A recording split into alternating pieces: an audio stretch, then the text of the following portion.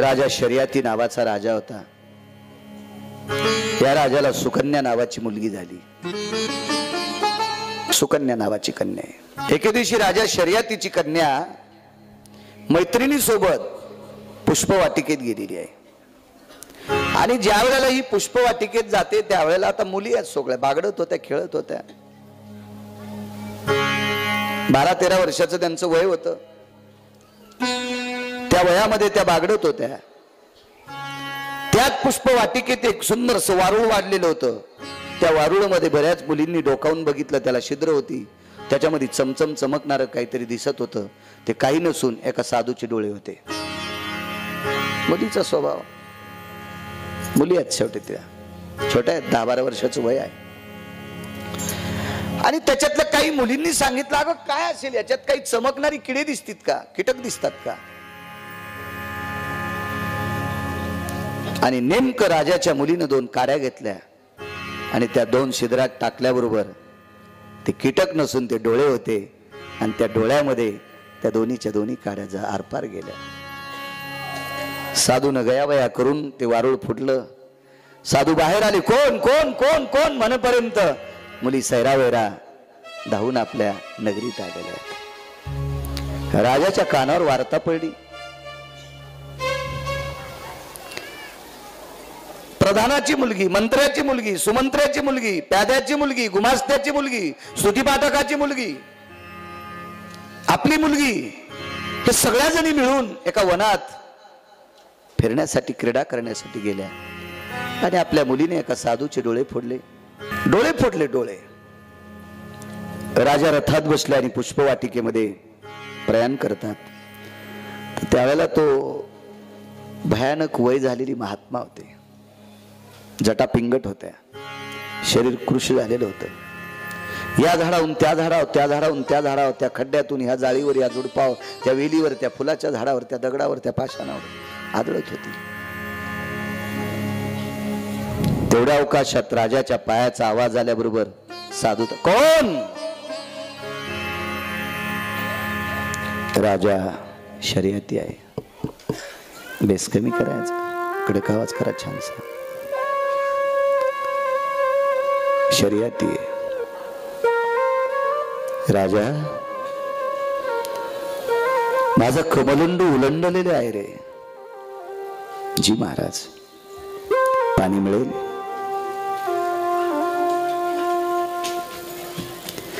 राजाने विचारलं, पाणी तुम्ही अंजोळीमध्ये मागता, प्यायचंय? नाही राजा, नाही. विश्वाच्या मालकाची साधना करत बसलेल्या एका साधूचे कोणी डोळे फोडीत. हातावर पाणी टाक, मला संकल्प सोडायचा, त्याच्या कुळाचा सर्वनाश हो असा मला शाप द्यायचा आहे. राजाच्या पक्क लक्षात आलं. डोळे आपल्या मुलीनं फोडलेत.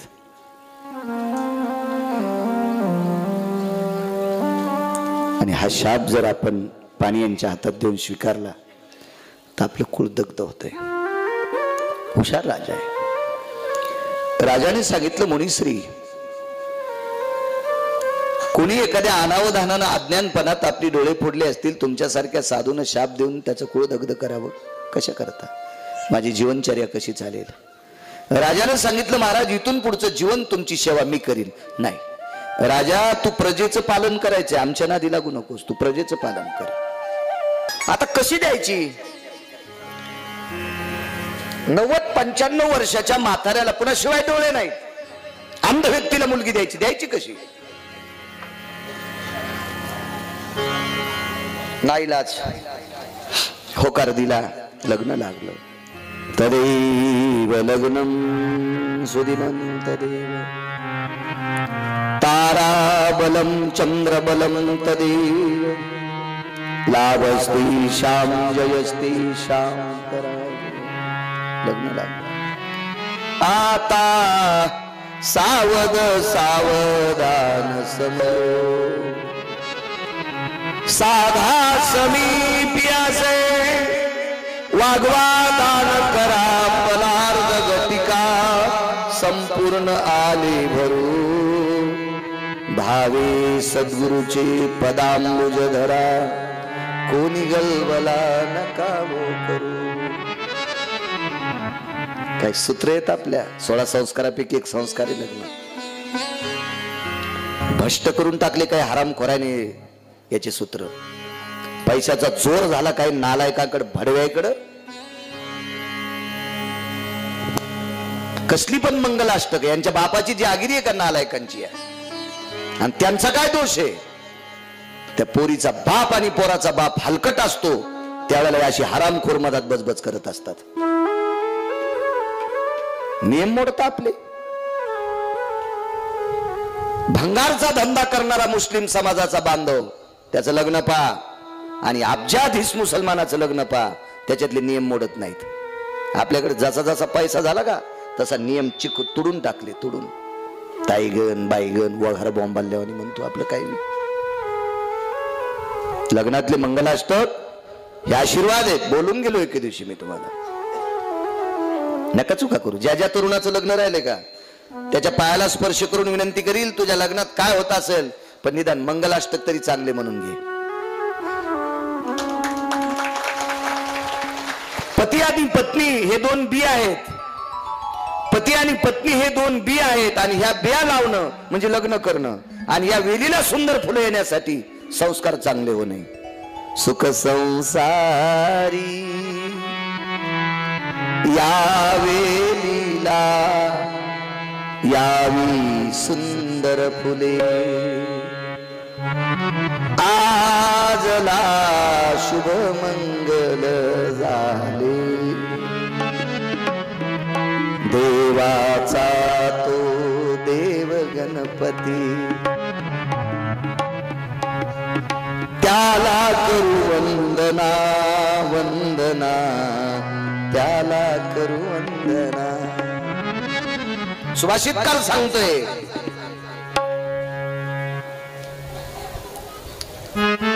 एक गायनकार एक पद लिहिणारा सांगतोय या वेलीला यावी सुंदर फुले.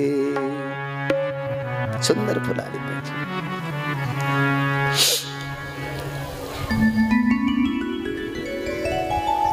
खूप संस्कृतीचं सूत्र सांभाळा माझ्या माईंनो.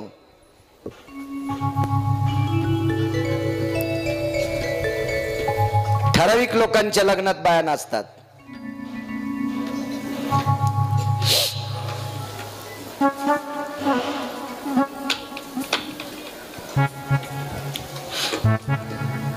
त्याला संगीत रजनी म्हणतात.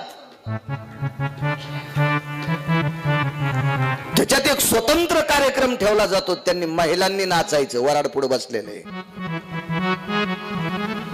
आवडत नव्हतं रयतेच्या राजाला. ईदभर पोटाची खळगी भरण्यासाठी नाचते अशी एक स्त्री रयतेचे राजे छत्रपती शिवाजी महाराजांना म्हणाली. तर शिवाजी महाराजांनी सांगितलं बाई तुझ्या नृत्याने या पवित्र भारत देशातला तरुण नाश पावतोय म्हणून नाचू नकोस. राहिला तुझ्या ईदभर पोटाचा प्रश्न तर मी जिवंत आहे तोपर्यंत तुला सीधा पोहोचील. असा राजा या महाराष्ट्राला या भारत देशाला लाभला. आणि छत्रपती शिवाजी महाराजाच्या राज्यातल्या या देशातल्या श्रीमंत लोकांनी मुलाच्या आणि मुलीच्या लग्नात महिला नाचवावा. काय वाटत असेल ज्ञानोबा तुकोबारायांना.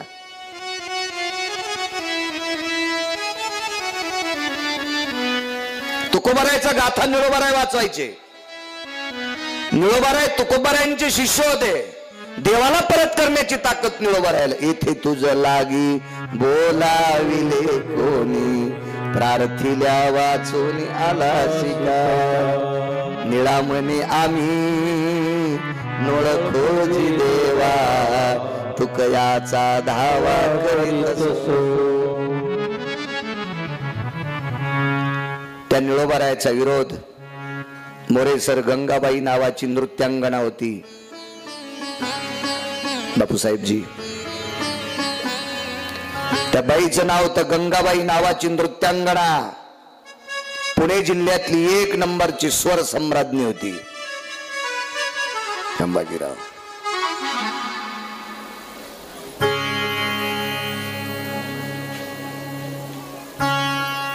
पेशव्याच्या वाड्यात तिचं नृत्य सुरू झालं.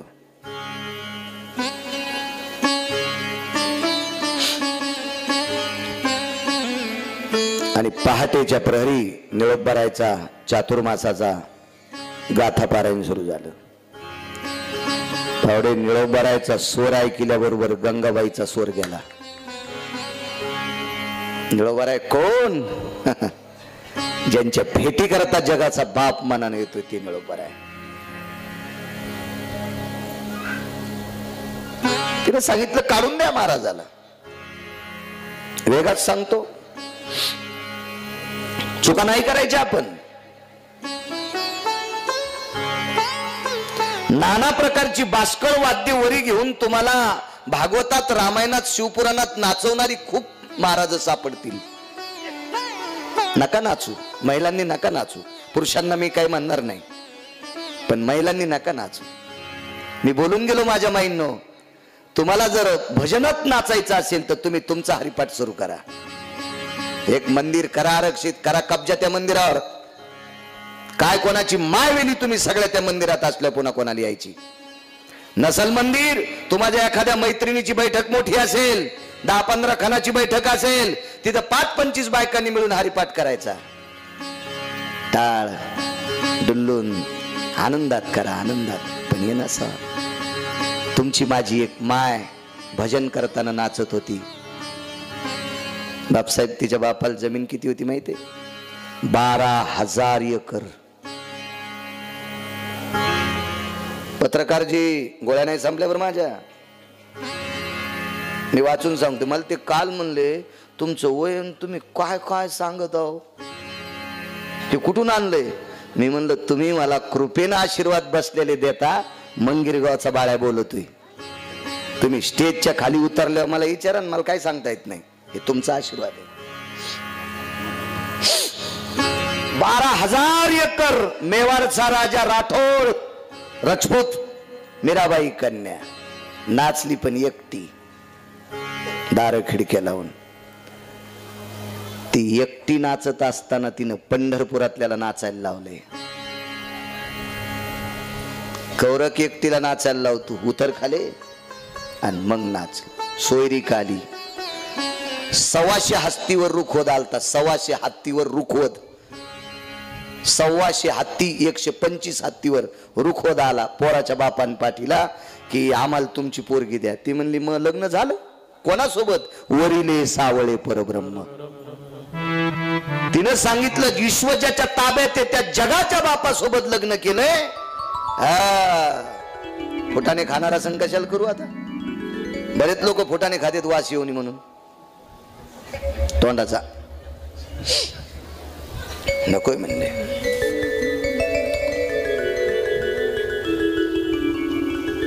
नाही तुमच्यात नाचली. मला बऱ्यापैकी आमच्या काही मित्रांनी चोप दिला. चोप म्हणजे असा शाब्दी, कशाला बोलता, काय गरज आहे त्या कुठं नेऊन.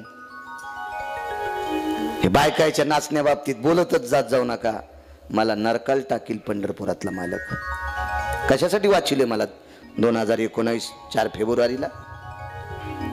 ज्ञानोबाराय तुकोबारायने दिलेले संदेश तुमच्यापर्यंत पोहोचण्यासाठी मामा वाचिले.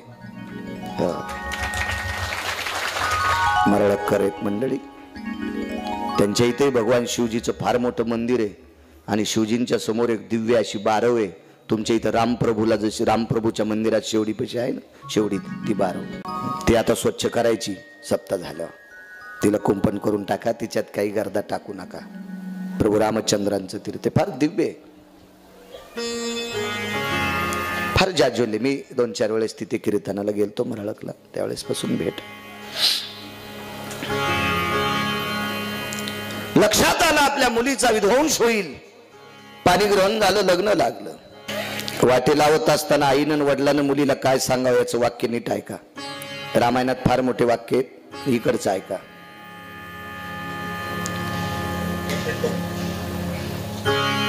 सुमुख पाहलं, ज्याला आपण सुन्मुख म्हणतो. नवरदेव नवरीच्या मधात एक म्हातारी बसत असते. त्या म्हातारीच्या मांडीवर आरसा असतो आणि ती दोघांची डोके जवळ घेती आणि त्या सुन्मुखाचं मोठं विचित्र प्रकरण असतं. त्याचं कारण कशा करताय त्याचा 1-2 मिनिटात सिद्धांत सांगतो. सुन्मुख याच्याकरता पाहायचं असते. नवरदेव नवरीचे चेहरे गुटगुटीत आहेत. नवरदेव तरुण आहे, नवरी तरुण आहे, गुटगुटीत चेहरे आहेत. पण मध्ये बसलेली जी मोरेसर जी म्हातारी असती का, तिला दात पडल्याशिवाय सुन्मुख पाहता येत नाही. तरुण बायकांनी सुन्मुख पाहाच्या मधात बचबच करी जाऊ नका. माझी भाषा थोडी गावराने, मला शुद्धही फार बोलता येते, पण मला माहिती तुम्ही चांगल्या घाणानं नीट होईन तर बारक्या हातोड्यानं का नीट होता. अशा प्रकारे मग तिथे बरं का, मग तुम्ही सुन्मुख पाहला, मध्ये मध्ये जात जाऊ नका बरं का. आणि कशाला ते करता, हे अशा चोमळ्या गप्पान तुम्ही का नीट होणार आहेत. मी असं लय बोलून पाहिलं पण गुण नाही आला. तेव्हा नाईलाजानं मला ही भाषा स्वीकारावी लागली.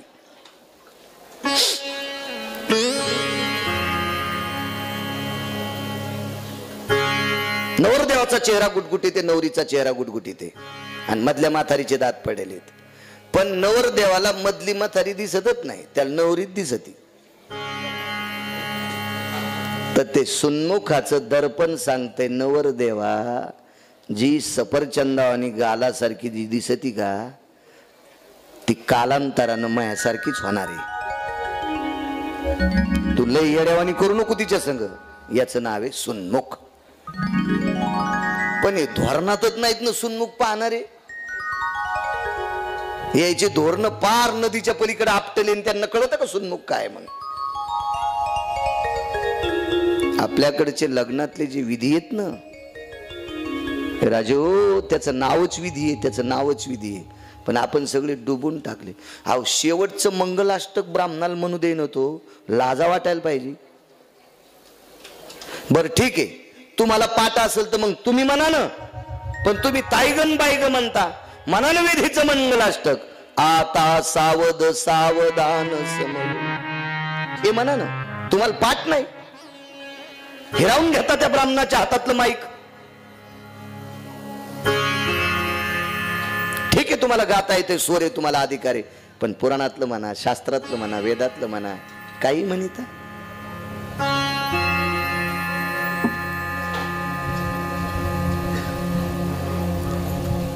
लंगलातले मंगलाष्टक माणसाला इमोशनल करून म्हणायचे गाणे नाहीत, माणसांच्या डोळ्यातून पाणी आणणारे गाणे नाहीत. ते हृदयावर आदळणारे आशीर्वादाचे प्रतीक येत. काही नाही बाटूर बुटूर मधात दळायचं. ते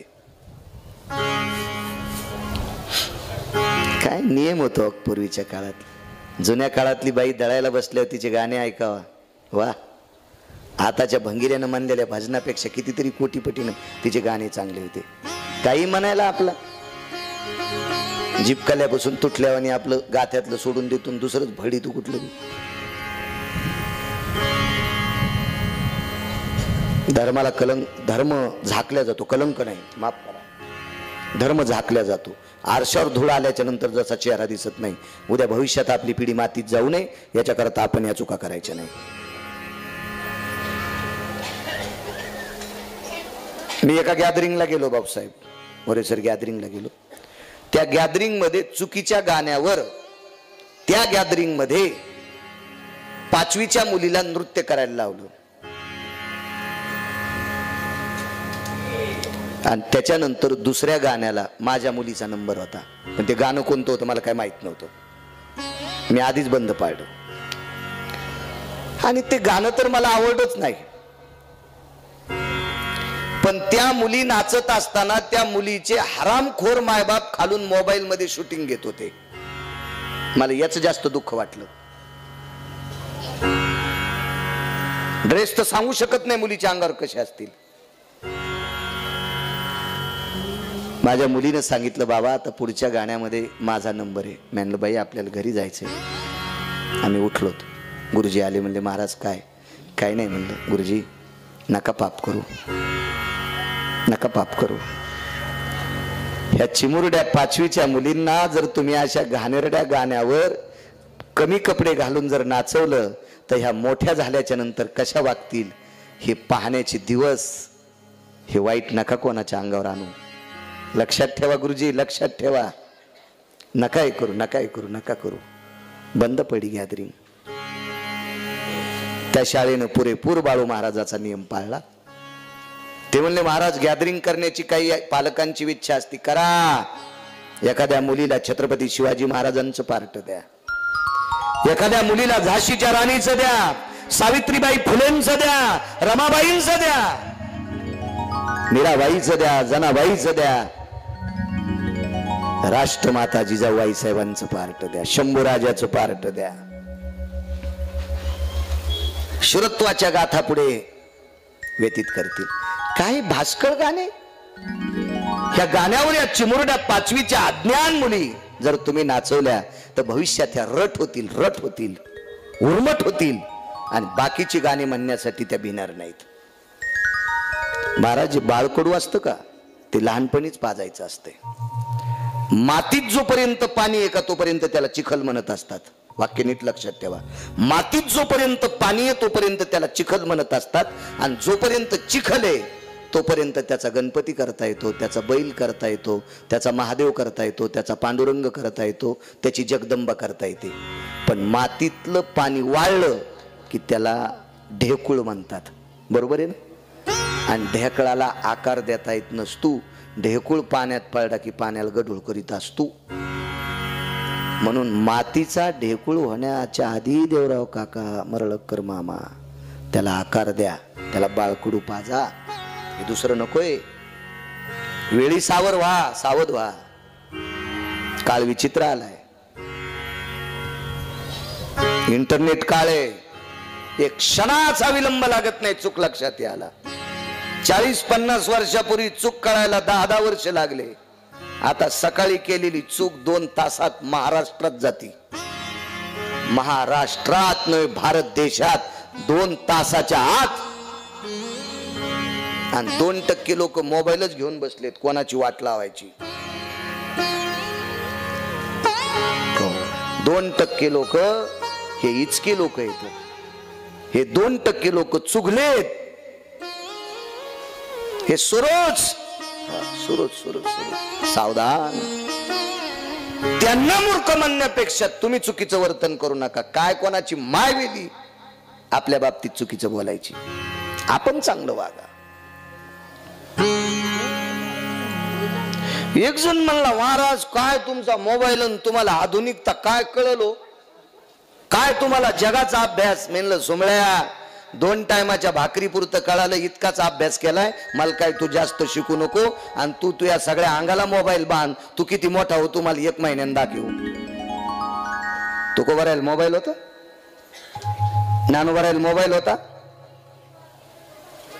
तुमच्या मोबाईल मध्ये सगळे ग्रंथ आहेत पण तुम्हाला वया किती